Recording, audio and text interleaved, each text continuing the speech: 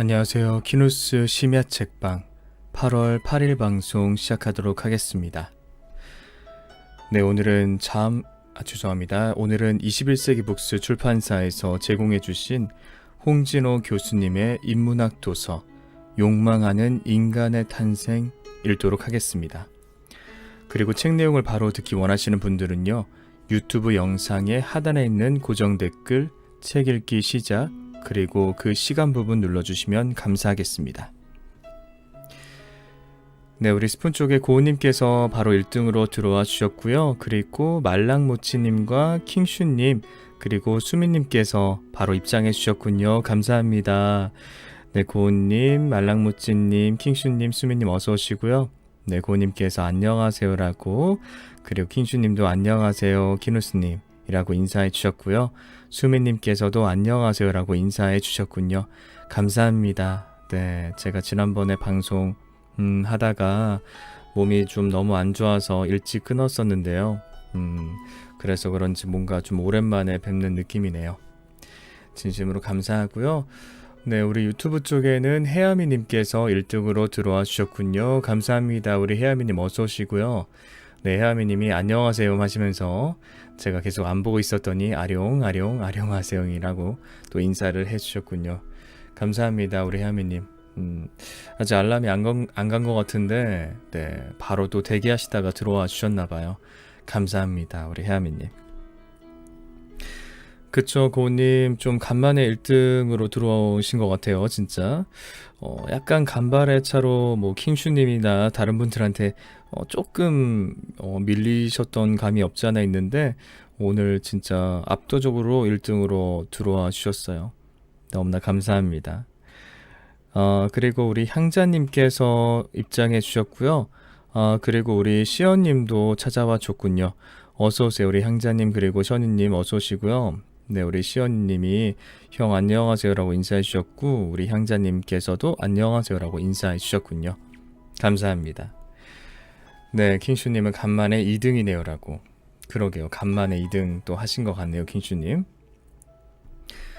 네, 그리고 우리 유튜브 쪽에 비앙코님과 바운스님께서 들어와 주셨고요. 감사합니다. 비앙코님, 바운스님 어서 오시고요. 네, 오늘도 이렇게 빠르게 들어와 주심에 진심으로 감사드립니다. 네, 그리고 요즘 계속해서 늘 함께 해주시는 고동님도 오늘도 찾아와 주셨군요. 감사합니다. 네, 고동님께서 오늘도 독서를 해봅니다. 키누스님 덕분에 라고. 감사합니다. 고동님. 그리고 우리 엠젤맘님께서도 오늘도 어김없이 찾아와 주셨군요. 감사합니다. 엠젤맘님 어서 오시고요. 안녕하세요 키누스님이라고 인사해 주셨군요. 감사합니다. 네, 제가 지난번에 방송을 중간에 진짜 끊었어가지고 조금 이상한 느낌이네요. 뭔가 지난번에 방송을 안 했던 느낌이 드는데요. 네, 우리 진숙님 들어와 주셨군요. 감사합니다. 진숙님 어서 오시고요. 네, 그리고 지금 N영정님과 이은주님 그리고 판타지아님도 또 들어와 주셨군요. 감사합니다. 네, 일단 우리 진숙님 네, 제가 지난번 방송을 하다가 몸이 안 좋아서 끊는 바람에 저희가 소통했던 부분 듣지 못하셨을 텐데요. 진숙님 개인적으로 이제 부친상 당하신 거 마음 아프신 부분들 뭐 저도 마찬가지고 우리 시청자분들이 많은 위로의 말씀을 건넸습니다. 그래서 저도 개인적으로 좀 진숙님이 많이 걱정이 돼가지고 그날 약간 컨디션이 안 좋은 것도 있었지만 약간 다운된 느낌으로 방송을 진행했었는데 그러다가 제가 좀 두통이 좀 심해져가지고 방송을 중간에 그만뒀어요. 그래서 제가 지난번 올려드렸던 신을 받으라 2부 같은 경우는 제가 따로 녹음을 해서 올린 거고 실시간 통해서 읽었던 거는 제가 아예 비공개로 해놨거든요. 그래서 우리 진숙님 걱정하시는 분들이 워낙 많았었고 그래서 뭐 진숙님에게 드리고자 하는 마음을 합쳐서 뭐 저에게 후원을 해주시는 부분도 있어가지고 제가 어찌해야 될 바를 좀 몰랐었는데 아무튼 그런 상황들이 있었습니다. 네, 그거 말씀드리고 싶었고요. 제가 지난번 방송 올려드리지 못했다 보니까 네, 진숙님 이렇게 들어오시면 바로 말씀드리고 싶었는데 이렇게 빠르게 돌아와 주심에 진심으로 감사합니다. 네, 그리고 우리 강현님도 들어와 주셨군요. 감사합니다. 강현님 어서 오시고요. 그리고 우리 혜아미님이 네, 잘 듣겠습니다. 무더운 여름 힘내세요 하시면서 2,500원의 후원을 오늘도 해주셨군요. 감사합니다. 혜아미님 어서 오시고요. 어서 오시는 게 아니고 후원 너무나 감사하고요. 네, 진심으로 감사합니다. 근데 지금 버퍼링이 심하다고 강현님이 그러셔가지고 제가 약간 딴 데 정신이 조금 팔렸네요. 버퍼링이 좀 심하신가요, 강현님? 네, 네, 혜아미님, 2,500원 후원 진심으로 감사드립니다. 네, 네, 제가 지난번에도 그렇고 설정을 조금 바꿨기 때문에 역시나 좀 버퍼링이나 이런 게 있으면은 언제든지 좀 말씀해 주시면 감사할 것 같고요. 평소와 좀 다른 식으로 좀 버벅임이 있다면은 말씀해 주시면 감사하겠습니다. 네, 판타지아 님도 버퍼링이 좀 있었어요 라고. 그래요. 비앙코 님, 저도 버퍼링 한 번이라고. 그렇군요. 약간 조금 네, 통신 상태가 왔다 갔다 하는 걸로 조금 보이긴 하네요. 제가 송출 프로그램을 보니까요. 네, 그리고 제가 안 보는 사이에 우리 스푼 쪽에는 시연이 님이 형 저 프랑스에서 득점왕 했어요 라고. 와, 너무 축하드리고요. 우리 시연이 님. 네, 나간 거 아니죠? 있죠? 너무너무 축하합니다. 역시 너무나 잘하는 우리 시연이 님. 너무나 축하드리고요. 그리고 고우님이 심야 책방 여러분 하트 한 번씩 눌러주세요 하시면서 오늘도 10개 하트를 지원해 주셨군요. 늘 감사드립니다, 고우님. 그리고 제가 11번째 배경 보내주신 거 방송 직전에 확인을 해가지고 답장을 급하게 좀 보냈었어요. 그래서 제가 알고는 있었는데 답장을 조금 급하게 하느라고 좀 이제 짧게 보내기도 했는데 아무튼 지금 말씀드립니다. 11번째 또 작품 보내주시면 너무나 감사하고요. 다음 책에 제가 꼭 쓰도록 할게요. 네, 다른 시청자분들도 또 약간 다른 색감의 그런 작품을 우리 고은님께서 보내주셨기 때문에 기대하셔도 좋을 것 같습니다.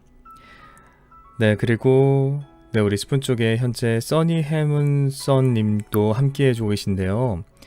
지금 참여자 리스트에는 안 뜨는데 계신지 모르겠네요. 네, 항상 좋아요 많이 눌러주시는 써니 해문선 님이시거든요. 네, 감사합니다.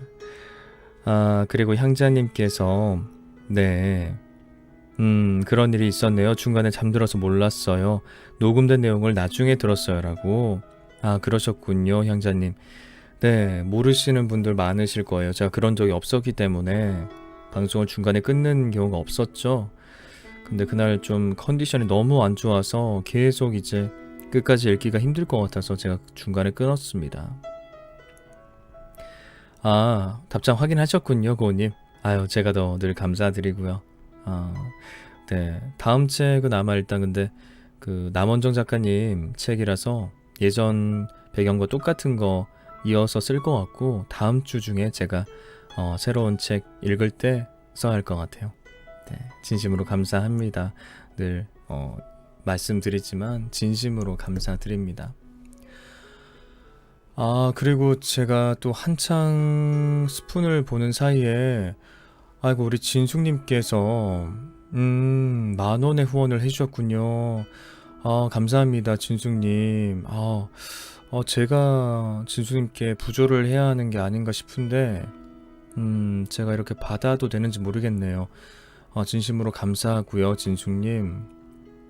네, 오픈 채팅방에도 제가 썼었지만 네, 뭐 진숙님 너무 자책하시거나 그렇게 마음 힘들어 하지 않으셨으면 좋겠고요. 네, 맏딸로서 책임감 있는 행동 끝까지 하셨기 때문에 네, 마음 이제 조금 내려놓으시고 좀 스스로 덜 힘들게 하시고 다시 힘내서 지내셨으면 좋겠습니다. 네, 10,000원 후원 진심으로 감사드립니다 진숙님. 네, 그리고 혜아미님께서 또 2,500원의 후원을 해주시면서 진숙님 힘내시고 다시 돌아오셔서 너무 기쁩니다라고. 아이고 감사합니다 혜아미님. 네, 오늘 네, 2번 5,000원 후원 진심으로 감사합니다. 그리고 우리 치크님과 슈가님께서도 들어오셨고요. 그리고 우리 안은주님께서도 오늘도 들어와 주셨군요. 감사합니다. 네, 우리 은주님 그리고 치크님 슈가님 어서 오시고요. 우리 치크님께서는 무리하면 안 되죠. 너무 걱정했다고요 라고. 아이고 죄송해요. 제가 조금 뭐 이렇게 무리하지 않는 방향으로 앞으로 스케줄 잘 조정하겠습니다. 그리고 진숙님은 오늘도 근무 중이시군요. 네, 그래서 답을 잘 하지 못하신다고 얘기하셨고요. 네, 이은주님이 그때 읽었던 부분 뒤에 이어붙이기 하셨나요? 처음부터 다시 읽으셨나요? 하셨는데 그때 읽었던 거 그냥 없애고 제가 처음부터 다시 녹음했습니다. 그래도 조금 힘들게 읽히는 느낌이 없지 않아 있더라고요. 아무튼 제가 처음부터 녹음해서 다시 올렸습니다. 은주님. 그리고 우리 안은주님께서는 어제 오늘 롯데월드하고 롯데월드 수족관 롯데전망대 다녀왔어요. 올 아달은 지금 골아 떨어졌네요. 그리고 일본 관광객 엄청 많더라고요. 라고. 그렇군요. 롯데월드면은 잠실 쪽에 다녀오셨군요. 은주님. 네, 전망대는 아직 저는 가보지 못했는데 수족관하고 좋던가요? 그리고 롯데라서 일본 관광객이 많은 건가요? 신기하군요. 그리고 비앙코님이 방송 끝내기 전 키누스님 갑자기 일어나신 건 무슨 말씀이시죠, 비앙코님? 제가 갑자기 일어났다고요? 그리고 오랜만에 뵙네요. 우리 르네님. 감사합니다. 어서 오시고요. 네, 오랜만인 듯 하네요 하시면서 휴가도 끝났으니 다시 정주행입니다 라고. 휴가 다녀오셨군요, 르네님. 잘 다녀오셨죠? 휴가 끝나시고 이렇게 또 찾아와 주심에 진심으로 감사드립니다. 네, 앞으로 또 다시 자주 뵐게요. 그리고 오늘도 어김없이 우리 술라님께서도 찾아와 주셨고요. 네, 그러시면서 진중님, 아버님도 바라는 일이라고 생각합니다. 힘내세요라고 또 진중님께 메시지를 남겨주셨군요. 감사합니다, 술라님. 그리고 치크님이 많이 볼수록 전 너무 좋지만 키누스님 컨디션이 훨씬 중요해요. 행님 아프면 울 거야 라고. 알겠습니다. 네, 형 아프지 않을게요. 네, 컨디션 관리 잘 할게요. 그리고 네, 우리 스푼 쪽에는 또 열띤 염소님께서 들어와 주셨는데요. 열띤 염소님께서 유튜브보다는 스푼이 좋은 것 같아요. 스푼으로 잘 들을기용이라고. 네, 우리 열띤 염소님이 원래 누구시죠? 유튜브에서? 네, 맞아요. 이렇게 소리만 듣는 거는 사실 뭐 스푼도 뭐 음질이 좀 다르긴 한데 네, 스푼도 상당히 괜찮을 겁니다. 네, 맞아요. 확실히 라디오 듣는 느낌은 스푼 쪽이 좀 더 있기 때문에. 네, 열띤 염소님이 누구시죠? 그나저나. 네, 그래서 이제 좀 아프지 않고 네, 제가 컨디션 관리 잘 하겠습니다. 사실 아직도 머리 아프고 이런 건 없는데 몸이 너무 피곤한 느낌은 계속 있는 것 같네요. 많이 자고 해도 요즘 운동을 좀 못해서 그런지 컨디션이 조금 다운되어 있는 느낌은 없지 않아 있네요. 히아미님은 그런데 스푼으로 들으면 좀 소리가 작더라고요. 저만 그런지. 아니에요. 그 유튜브에 비해서 좀 작긴 합니다. 네, 이어폰 마이크이기 때문에 좀 작은 건 맞아요. 그리고 우리 정형님께서 오늘도 찾아와 주셨군요. 감사합니다. 정형님 어서 오시고요. 네, 오늘도 와주심에 진심으로 감사드립니다. 정형님. 네, 아무튼 제가 컨디션 관리 잘하고 아프지 않겠습니다. 하지만 읽어야 할 책이 많은데요. 네, 제가 이번 주에 더 많은 방송을 해야 하는데, 그리고 주말에 Q&A 방송을 하겠다고 말씀드려가지고 생각해보니까 주말에 남원정 작가님 책이 아니라 Q&A를 한번 진행을 하고 얼른, 그리고 그 다음부터 그 다음 주에 또 열심히 책을 읽어 나가야 하지 않을까 싶네요. 진숙님이 버퍼링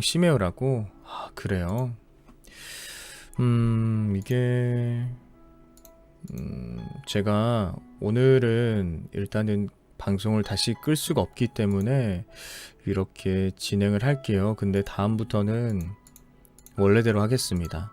네, 죄송하고요, 여러분. 제가 조금 설정을 바꿨는데 업로드를 빨리 하기 위해서 그게 좀 확실히 안 좋은 영향이 있나 보네요. 네, 제가 다음 방송부터는 네, 다시 원래 설정으로 돌리겠습니다. 죄송하고요, 진숙님. 아, 그리고 우리 키라님 라이브에서 좀 오랜만에 뵙는 것 같은데 어서 오시고요. 네, 우리 키라님께서 오랜만입니다. 키누스님 하시면서 와주셨군요. 감사합니다. 그리고 네, 또 오랜만에 뵙는 우리 슬기님도 찾아와 주셨군요. 감사합니다. 슬기님 어서 오시고요. 네, 안녕하세요. 너무 오랜만이에요 라고 하시면서 요즘 너무 바빴어요 라고 그러셨군요. 슬기님. 바쁘신 와중에도 이렇게 찾아와 주심에 감사드립니다. 그리고 서우님도 오랜만에 뵙는데요. 어서 오시고요. 네, 오랜만이에요. 키누스님 항상 듣고 있어요 라고 감사합니다. 서우님. 네, 오늘 또 약간 오랜만에 뵙는 분들 많이 와주셔서 정말 좋네요. 그리고 광현님 또 버퍼링 있다고 하시는데 잠시만요. 제가 그냥 이거를 한번 원래대로 한번 돌려볼게요. 최대한. 지금 가능할지는 모르겠는데요. 근데 오늘 지금 제가 보는 송출 프로그램상에서 원래 제가 그렇게 유의 깊게 보지 않아서 그런지 모르겠는데 좀 대역폭이 왔다 갔다 하는 게 보이네요. 차이가 좀 왔다 갔다 하는 게 보여가지고 네, 일단은 진행을 해야 할 것 같습니다. 죄송합니다, 여러분. 르네님도 그러시고요. 그래요. 잠시만요. 네, 이거 약간 위험하긴 한데 아예 제가 잠깐 껐다 켰거든요. 네, 아마 전체적으로 버퍼링 한번 걸리셨을 겁니다. 네, 조금 이제 안정된 것 같네요. 네, 중간에 또 말씀해 주시고요. 진숙님도 나갔다 들어와도 버퍼 중이라고 하셨는데 또 말씀해 주시면 감사하겠습니다. 일단은 시간이 20분 다 되어가는 관계로 작가님 소개 읽어드릴게요. 아, 그리고 열띤 염소님께서 10개 하트를 지원해 주셨군요. 감사합니다, 열띤 염소님. 네. 아, 그래서 하트가 27개나 됐군요. 아, 진심으로 감사합니다. 열띤 염소님께서 잘 들을게요 하시면서 네, 하트 지원까지 진심으로 감사합니다. 아, 그리고 고우님이 아까 남겨놓으신 거 못 봤었는데 맞아요. 저도 그 얘기 오픈 채팅방에 남겨놓으신 거 봤는데 약간 징크스인가봐요. 그 예전에 노조키메처럼 여름에 공포소설 읽으면은 제가 좀 되게 힘들어하는 그런 거 좀 있는 것 같습니다. 네, 이 책에 주는 느낌을 제가 표현하려고 하다 보니까 제가 놀리는 건지 좀 그런 느낌이 없지 않아 있네요. 네, 술래님도 여기도 버퍼링 잠시 나갔다 와야겠어요 라고. 큰일 났네요. 큰일 났어. 네, 제가 괜히 설정 바꿨다가 많은 분들이 불편을 겪고 계시는군요. 네, 일단 나갔다 오시면 조금 괜찮아지실 수 있습니다. 네. 네, 현재 유튜브에 20분 그리고 스푼 쪽에는 5분 함께 해주고 계시는데요. 네, 진심으로 감사합니다. 그럼 지금부터 일단 우리 홍진호 교수님 소개 짤막하게 있는데 그거부터 읽어드리겠습니다. 네, 후원은 아마 다른 분들은 되고 있기 때문에 엔젤맘님 뭔가 왜 안 되는지는 잘 모르겠네요. 네, 일단 홍진호 교수님 소개글 읽겠습니다. 홍진호, 서울대학교 도고덕문학과 교수, 서울대학교 도고동문학과 및 동대학원 졸업 후 베를린 홈볼트 대학에서 박사학위를 받았다. 주요 연구 분야는 자연주의와 세기 전환기 독일 문학, 환상 문학, 독일 공연 예술 등이다. 번역한 책으로는 라이겐, 독일 전설 1, 2, 다른 한편 등이 있으며 저서로는 낮은 인문학이 있다. 주요 논문으로는 세기 전환기 문학 속의 성, 환상과 현실, 환상 문학에 나타나는 현실과 초자연적 사건의 충돌, 꿈의 노벨레, 꿈속의 현실과 현실 속의 꿈, 통계로 살펴본 독일 연극과 공연 예술의 현황 등이 있다. 라고 되어 있습니다. 네, 그럼 지금부터 21세기 북스에서 제공해 주신 홍진호 교수님의 인문학 도서 욕망하는 인간의 탄생 읽도록 하겠습니다. 네, 음악 줄이고 읽을게요.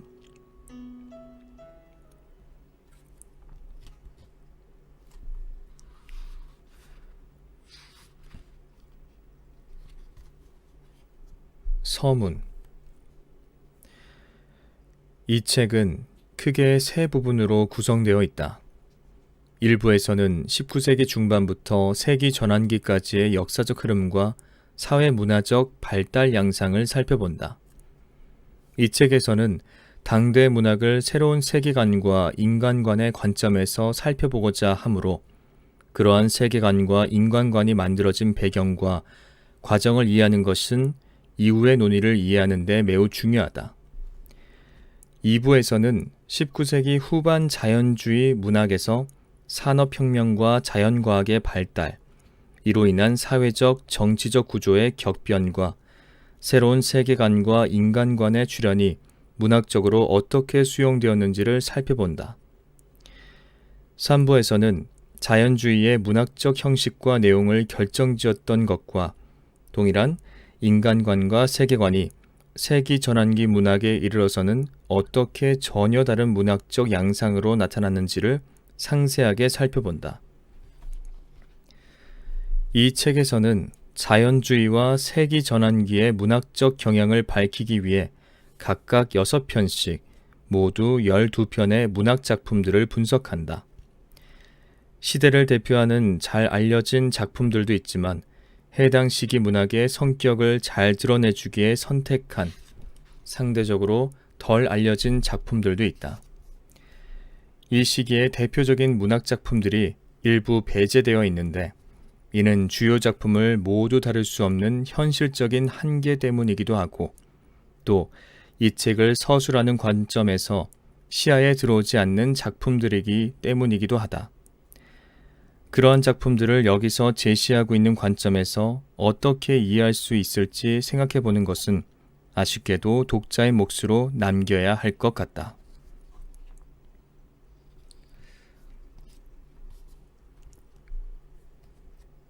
들어가는 글. 성, 세기 전환기 독일 문학과 예술의 특별한 테마. 태초에 성이 있었다. 스타니슬라프 푸시비셰 피스키. 클림트의 다나에와 에로틱.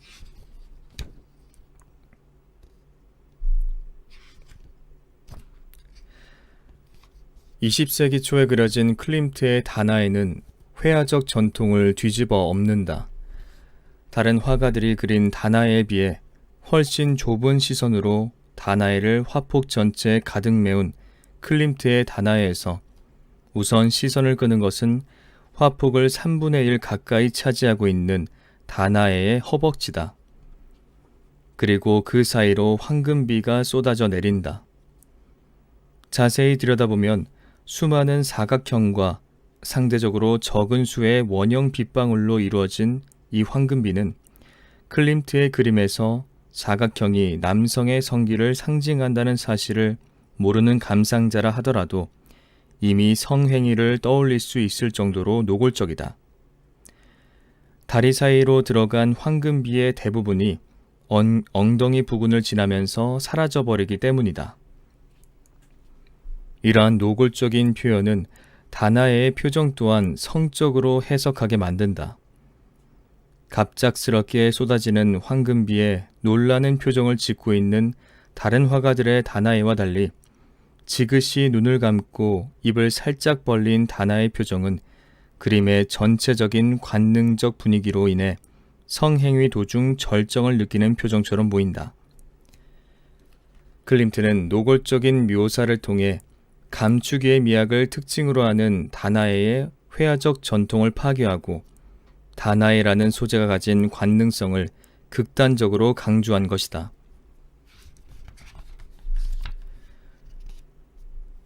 클림트의 작품 속에 드러나는 에로틱과 성에 대한 집착에 가까운 관심은 어디에서 비롯된 것일까? 복잡했던 여자 관계와 여러 명의 혼외 자녀들이 암시해주는 그의 자유분방한 삶이 예술적으로 표현된 것일까? 아니면 단순히 개인 차원의 문제로만 볼 수 없는 또 다른 이유가 있는 것일까? 클림트의 개인적인 삶과 그의 관능적인 그림들 사이에는 아마도 밀접한 관계가 있을 것이다. 실제로 클림트는 아델레 블로흐 바우어 등 자신이 화폭에 담은 여러 여인들과 화가와 모델 이상의 관계였다고 알려져 있다. 그러나 그의 작품들을 그의 개인사와 연관지어 설명하는 것은 우리의 관심사가 아니다. 흔히 세기 전환기로 일컬어지는 19세기 말과 20세기 초의 독일어권 문학을 살펴보고자 하는 우리에게 클림트의 작품들이 흥미로운 이유는 성과 에로틱이 당대 예술과 문학에서 가장 중요한 주제 중 하나로 떠올랐으며 클림트의 그림들이 그러한 특수한 문화적 현상을 매우 잘 보여주기 때문이다. 1900년에 꿈의 해석을 발표함으로써 인간의 정신을 이해하는 새로운 방법을 제시한 지그문트 프로이트는 인간 정신의 본질뿐만 아니라 인류 문명 발달의 원동력을 성욕망에서 찾았다.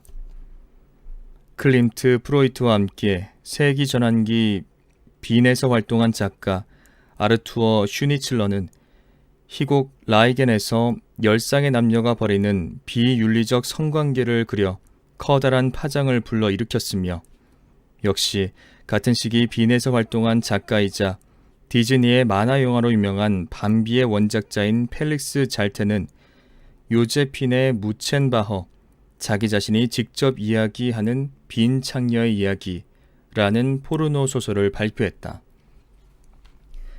20세기를 대표하는 독일 작가인 토마스 만은 1906년에 쓴 단편소설 벨중가의 피에서 이란성 쌍둥이 남매의 근친상간을 묘사했으며 오늘날까지도 많은 독일 극장의 무대에 올려지는 룰루 2부작의 작가 프랑크 베데킨트는 희곡 봄의 깨어남에서 청소년들의 자위, 성관계와 임신, 사디즘, 마조이즘, 자살 등을 묘사하여 당대의 독자와 관객들을 충격에 빠뜨렸다.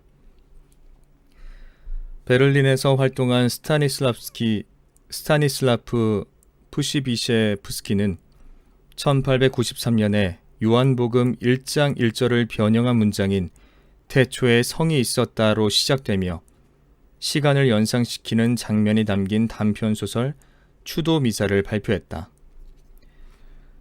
모두 나열하자면 한두 쪽으로는 모자랄 듯한 이 수많은 사례들이 의미하는 것은 무엇일까? 클림트를 비롯한 당대의 많은 예술가들과 작가들은 무엇 때문에 성과 에로틱에 그렇게 많은 관심을 보인 것일까? 다른 모든 문명과 문화에서와 마찬가지로 독일어권에서도 성과 에로틱은 여러 가지 의미에서 항상 중요한 문제였다. 하지만 성과 에로틱이 통속적인 하위 문화를 벗어나 주류 문학과 예술에서 핵심적인 주제로 자리 잡은 것은 19세기 말과 20세기 초에 이르러서였다. 대체 이 시기에 무슨 일이 벌어진 것일까? 어떻게 그동안 고급 문화에서 금기시되던 저급한 주제가 당대 문학과 예술의 가장 중요한 주제가 될 수 있었을까? 앞으로 펼쳐질 이야기들은 이에 대한 답을 찾아가는 긴 시간 여행이 될 것이다. 이 여행은 우선 성과 전혀 관계가 없을 법한 독일 제국의 수립과 산업혁명에서 시작된다.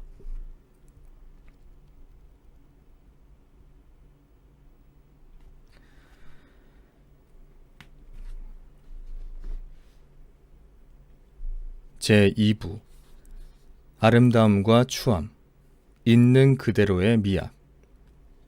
부제, 자연주의가 보여준 사실의 문학.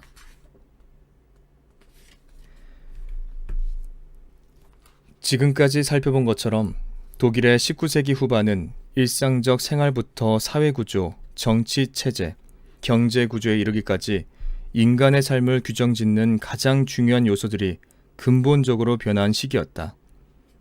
그러한 변화는 그러나 외적인 삶의 조건들에서만 나타난 것이 아니라 인간의 사고체계와 가치체계에서도 나타났다. 수세기 동안 독일인들에게 삶의 목적과 의미를 설명해주고 규정해주던 기독교라는 토대가 흔들리기 시작했기 때문이다. 이제 시대 변화에 예민하게 반응하던 젊은 지식인들은 자연과학적 사고체계와 유물론적이고 생물학적인 인간 이해를 바탕으로 종교를 대체할 수 있는 새로운 가치체계와 세계관, 인간관을 찾고자 했다. 이러한 급격한 변화와 새로운 모색은 문학에도 커다란 영향을 끼칠 수밖에 없었다. 다른 모든 문학적 현상들과 마찬가지로 문학 역시 그 시대의 사회적, 정신적, 문화적 토대 위에서 성장하기 때문이다. 새로운 시대에 걸맞는 새로운 문학을 모색한 당대의 젊은 작가들은 빠르게 자본주의화되는 문학시장에서 한편으로는 대중적인 통속문학과 다른 한편으로는 고전으로 인정받는 옛 작품들과 힘겨운 경쟁을 벌이며 자신들의 삶과 사고를 올바로 반영할 수 있는 새로운 문학을 만들어내고자 했다. 2부에서는 우선 자연주의라 불리는 이 새로운 문학적 흐름이 어떤 양상으로 전개되었는지를 개관해보고 새로운 시대의 새로운 인간관과 세계관이 문학작품 속에서 구체적으로 어떻게 표현되었는지를 살펴보고자 한다.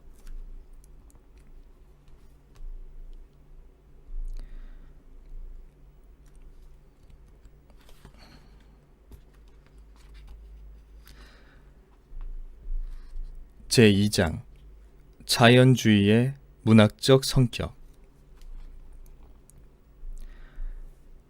격변의 시대를 정면으로 바라보며 그에 걸맞은 새로운 문학을 찾고자 했던 자연주의의 젊은 작가들에게는 두 가지의 커다란 과제가 주어져 있었다. 첫째는 작가로서의 생존은 물론 현실적인 생계를 위협하는 상업적인 통속문학과의 경쟁에서 이기는 것이었고, 둘째는 19세기 중반 이후 유럽의 지성계를 휩쓴 새로운 세계관과 인간관을 토대로 하는 새로운 문학을 만들어내는 것이었다.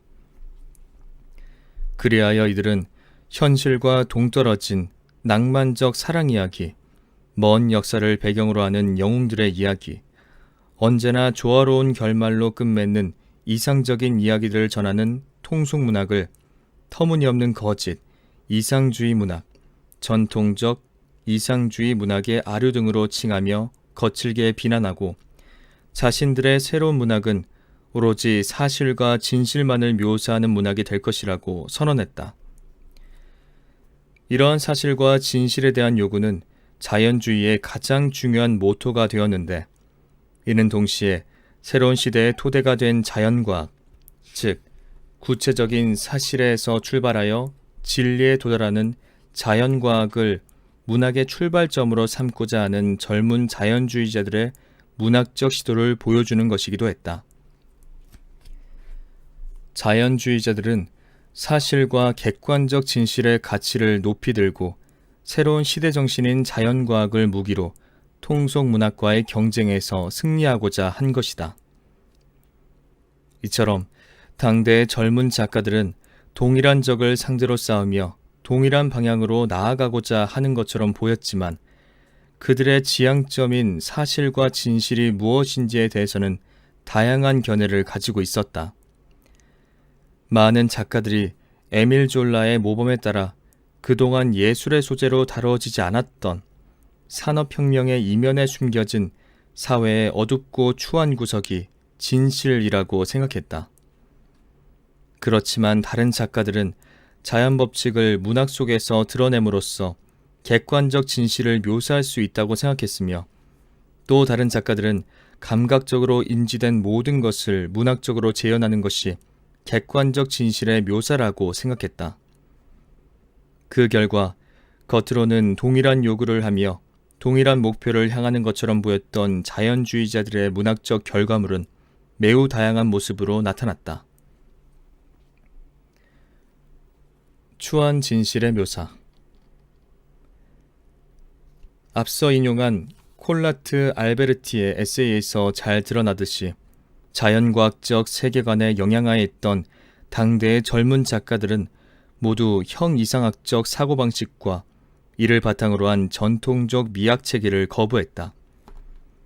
이들은 전통적 미학의 핵심이 절대적 미의 개념에 있다고 생각했으며 그동안 예술작품의 가치를 판단하는 기준이 되어온 이 절대적 미의 존재를 부인함으로써 통속문학에서 이루어지던 현실 미화의 미학적 토대를 파괴하고자 했다. 예컨대 콜라트 알베르티는 그 자체로서 추한 것, 더러운 것, 천박한 것, 비예술적인 것은 존재하지 않으며 따라서 자연 속의 모든 것이 다 기본적으로 예술적 묘사의 대상이 될 수 있다고 주장했다.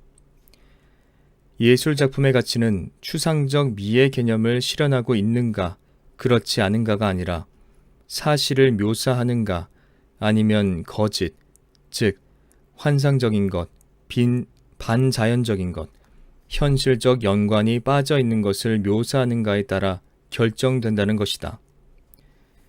이처럼 절대적 아름다움 대신 있는 그대로의 사실이 미적 판단의 기준이 되면서 이제 질병, 가난, 매춘, 알코올 중독, 근친상간, 도덕적 문란 등 전통적으로 문학작품에서 다룰 수 없거나 최소한 중요하게 다룰 수 없었던 것들이 빠르게 문학의 핵심 주제로 자리를 잡게 되었다. 카를 프렌첼, 현대의 사실주의, 1891년작. 예전의 이상들은 환영처럼 빛을 잃었고 옛 형식들은 매력없고 틀에 박힌 관습이 되어버렸다. 사람들은 이제 더 이상 고전주의나 낭만주의의 안경을 쓰고 자연을 바라보려 하지 않는다. 인간과 사물을 아름답게 조명하여 그것을 세속적인 평균 이상으로 끌어올릴 수 있는 권리를 예술로부터 박탈하고 있는 것이다. 사람들은 이제 그 어떤 대가를 치르고라도 진실만을 가지고자 하며 묘사하고자 하는 대상을 선택할 때 의식적으로든 무의식적으로든 미보다는 추를 더 선호한다. 더 이상 형상의 고귀함이 중요한 것이 아니라 형상의 전형적인 형태가 중요하다. 예술은 묘사하고자 하는 세계의 한 부분을 모든 세부적인 것들과 함께 또 모든 우연한 얼룩까지도 함께 묘사해야만 한다. 대상을 미화하는 예술은 거짓이 된다. 이 글에서 카를 프렌첼은 사실주의에 이르기까지 독일 문학의 주류를 이루었던 이상주의가 자연주의에 이르러 어떻게 부정되었는지를 설명하고 있다. 독일 문학이 유럽 문학의 수준으로 발돋움한 것은 괴테와 실러가 주도한 고전주의 시기였으며 이 시기에 꽃을 피운 이상주의 문학은 이후 독일 문학에 커다란 영향을 끼쳤다. 괴테는 흔히 고귀한 단순함과 조용한 위대함, 괄호열고 빈켈만, 괄호 닫고 빈켈만으로 표현되는 고대 그리스 예술의 절대적 아름다움을 전범으로 삼았고 실러는 사물과 사실을 있는 그대로 묘사하는 것이 아니라 그것의 가장 이상적인 형태를 묘사하는 이상주의 문학을 주장했다. 또한 낭만주의는 현실로부터 벗어난 주관적 상상과 꿈속에서 그들의 예술적 이상을 찾고자 했다.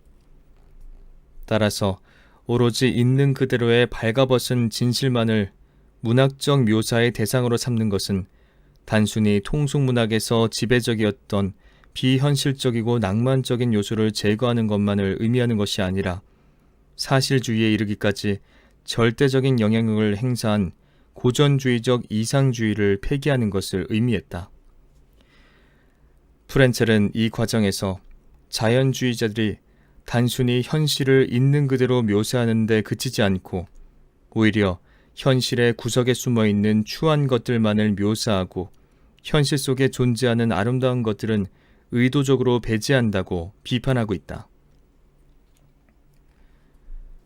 자연주의자들은 이제 전통적인 관점에서 아름다운 것으로 여겨지던 소재를 철저하게 배격하고 오로지 추한 것들에만 집중하기 시작했다. 물론 이러한 경향은 자연주의자들의 세계관에도 일치하는 것이 아니었다. 원칙적으로 그들의 주장은 추한 것 역시 진실의 일부라는 것이지 오로지 추한 것만이 진실이라는 것은 아니었기 때문이다. 그럼에도 젊은 자연주의 작가들이 추한 것에만 집중하는 경향을 보인 것은 현실 미화로 대변되는 통속문학과의 경쟁에서 또 갈등과 모순으로 가득한 격변의 시대에 아름답고 조화로운 것을 묘사하는 것은 곧 거짓을 의미했으며 반대로 추한 것은 진실의 상징이 되었기 때문이다. 또한 초기 자연주의자들에게 전범으로 받아들여진 에밀 졸라의 영향 역시 이들로 하여금 사회의 어두운 구석을 끄집어내 상세하게 묘사하는 데 집중하도록 만들었다. 그러나 추한 진실의 범람은 곧 자연주의에 안팎에서 비판을 불러일으켰다. 예를 들어 프렌첼은 앞서 인용한 에세이에서 자연주의자들이 천한 것, 궁색한 것, 그리고 병든 것들을 관찰하는 데 몰두하고 있으며 그들이 알고 있는 자연이란 오로지 현실의 더러운 한 구석일 뿐이라고 비판했다. 또 같은 시대에 작가로 활동한 레오폴트 폰 자어 마조오는 자연주의의 전염병, 개인적 인상이라는 제목의 에세이에서 자연주의자들이 줄거리의 진행에도 성격과 특징을 묘사하는데도 전혀 도움이 되지 않는 혐오스러운 사람이나 장면, 디테일들을 묘사한다고 주장하면서 자연주의가 오로지 더러운 것을 묘사하는 것만을 목적으로 한다고 비난했다. 더 나아가 그는 자연주의자들이 무의식 중에 모든 아름다운 것들은 거짓이며 오로지 추한 것만이 진실이라는 원칙을 세우고 있다고 주장했다. 소재 선택에 대한 비판은 자연주의 내부에서도 제기되었다.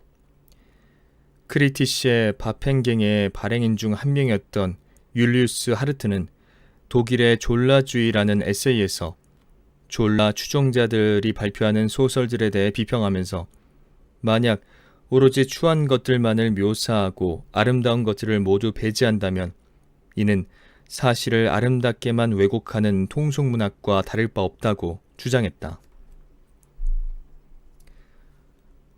카를 henkel, 창녀 1883년에서 1886년 사이에 쓰임. 어두운 복도를 살금살금 걸어가 끔찍한 비탄을 질질 끌고 그래 나는 그저 늙은 창녀일 뿐. 돈을 주면 날 가질 수 있어. 난 이 세상에서 수치심 같은 건 전혀 몰라. 짐승, 나도 하지만 어린 아이였어. 너희처럼 순수한 선물로 받은 벨벳으로 쌓인 성경책을 읽었지. 하나님 아버지, 그대를 축복하나이다. 너희처럼 나도 놀러 또 춤을 추러 달려나갔어. 아주 밝은 목소리로 노래를 불렀지. 햇빛이 가득한 들판에서 우리가 너에게 신부의 화관을 엮어줄게. 신부의 화관을 제비꽃처럼 파란 명주실로. 어두운 복도를 살금살금 걸어가 흉측하고 늙은 창녀, 말 잘 듣는 하녀, 말 잘 듣는 하녀. 맙소사, 엄마, 사랑하는 하나님께서 뭐라고 말씀하세요? 기도해, 기도해. 야호, 야호, 야야호. 랄라, 랄랄라.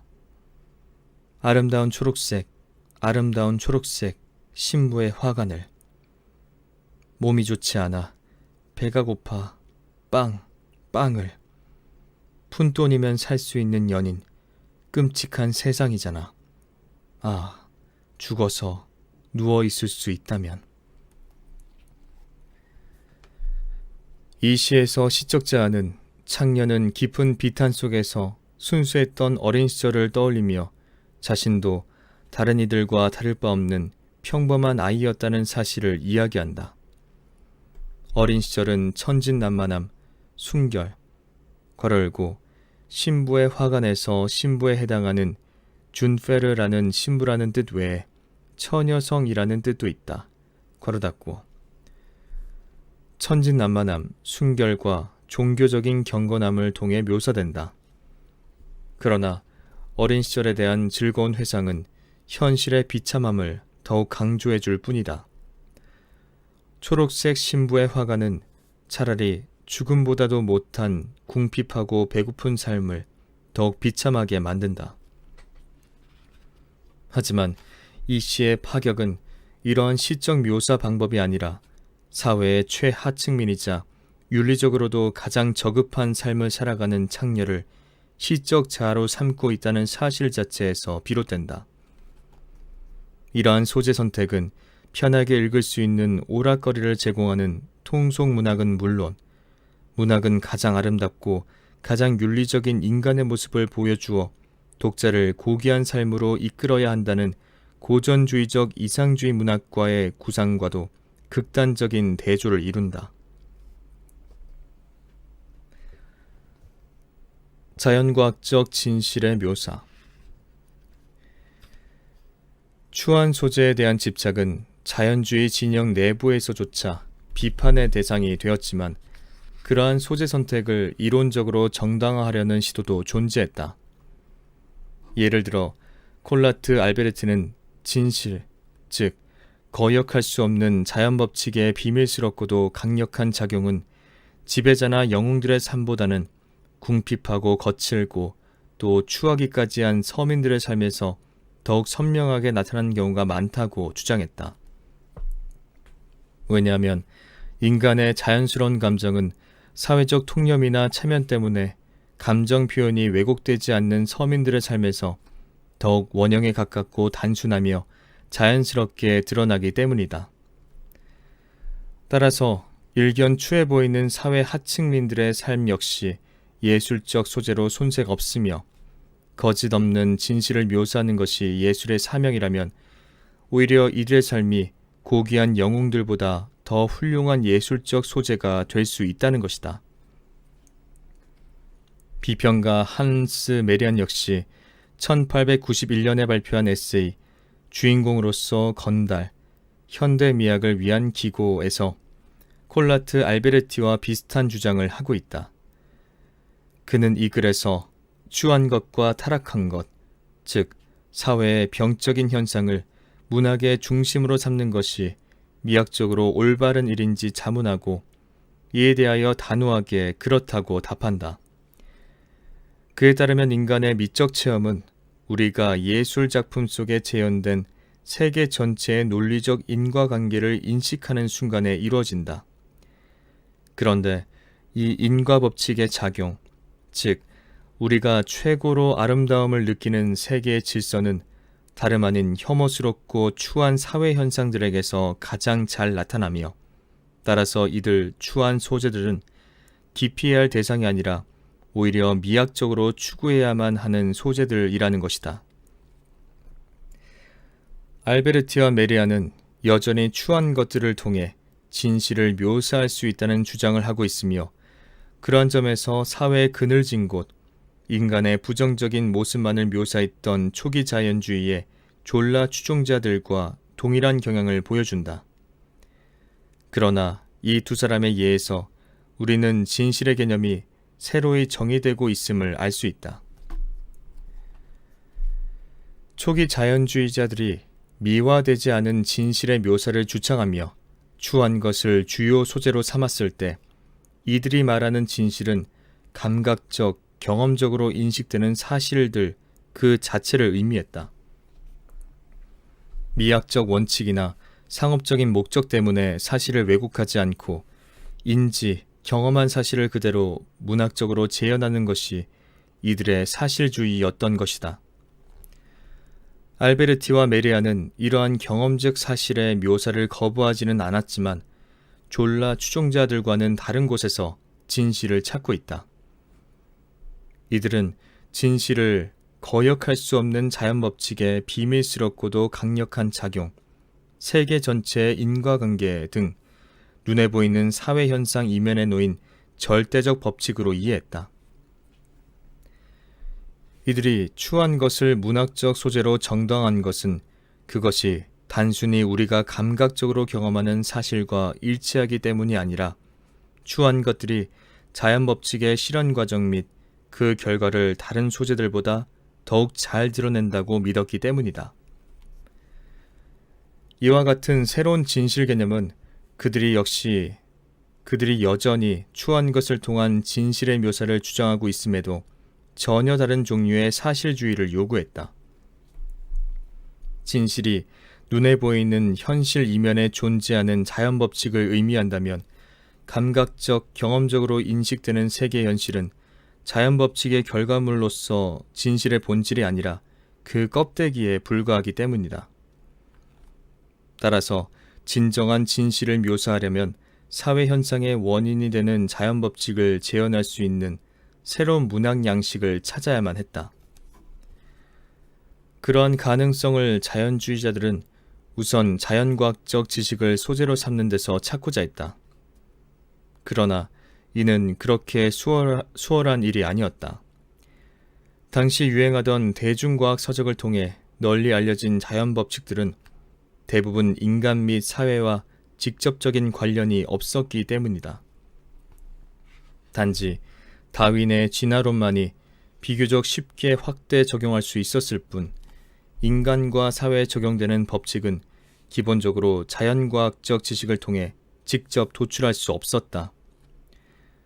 물론 문학의 자연과학적 기초라는 책을 쓴 빌헬름 벨셰와 같은 작가들은 자연현상뿐만 아니라 인간과 사회현상까지도 설명해 줄 수 있는 자연법칙들이 이미 발견되었으나 그것이 과학자들만 이해할 수 있는 전문적인 언어로 쓰여있기 때문에 아직 작가들이 수용하지 못하고 있다고 믿었다.